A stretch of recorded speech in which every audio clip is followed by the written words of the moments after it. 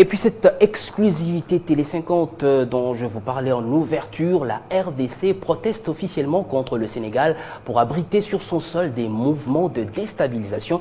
Les députés Gilbert Kiakwama, Franck Dioungou, Martin Fayoulou et Eve Bazaïba, ainsi que l'abbé Léonard Santédi ont pris le vol ce matin de Air Ivoire. Il était à 7h15.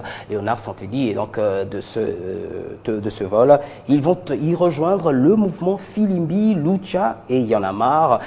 Pour donc en parler, nous sommes avec Jean-Marie Kassamba, éditorialiste à Télé 50. Bonjour.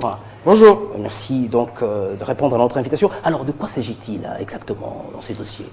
Écoutez, d'abord, il s'agit d'une affaire que notre rédaction a pu avoir en exclusivité depuis quelques heures maintenant, sur invitation de George Soros. Pour information, George Soros est un milliardaire américain qui a dans ses activités parfois des initiatives de déstabilisation, non seulement dans le Balkan, mais également dans beaucoup de pays d'Afrique de l'Ouest. Et c'est lui qui est à la base d'ailleurs du financement de certains mouvements d'insurrection comme les Anamar et Filimbi, etc. Eh ben, il avait d'abord proposé à l'Afrique du Sud d'abriter ces mouvements insurrectionnels contre la RDC. C'est que le président Zuma avait refusé. Et il a proposé la même démarche au Sénégal, ce qui a, semble-t-il, été accepté. Et donc, depuis quelques jours, il y a eu beaucoup d'invitations lancées par les structures de M. Soros, notamment au mouvement congolais que vous avez cité tout à l'heure, mais aussi aux élus qui ont pris l'avion ce matin d'Air Ivoire, 7h05, en direction de Dakar. Alors, comme effectivement les sources congolaises ont été informées de cette situation, la protestation officielle a été adressée donc au Sénégal par les voies diplomatiques et que, semble-t-il, dans quelques heures, l'ambassadeur sénégal dans notre pays pourra être rappelé pour qu'il explique un peu ce qui se passe.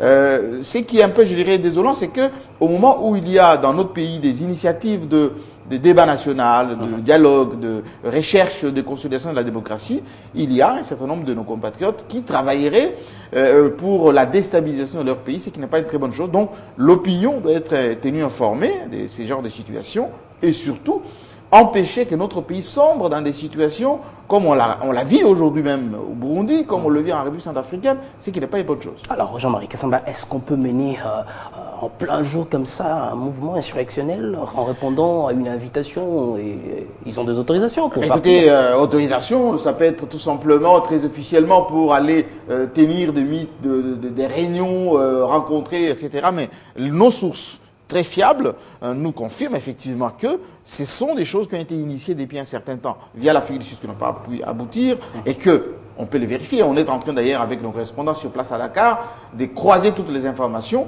aussitôt que nos compatriotes atterrissent à Dakar, qu'on puisse leur demander qu'est-ce qu'ils sont venus faire et pour quelles raisons, etc. Très bien. Alors, à part ça, qu'est-ce que la RDC peut encore faire, donc à part la protestation officielle? Mais dans ce genre de situation, c'est qu'il y a la charte de l'Union africaine d'abord, et puis dans la coopération entre les États, il est interdit aux États de déstabiliser les autres.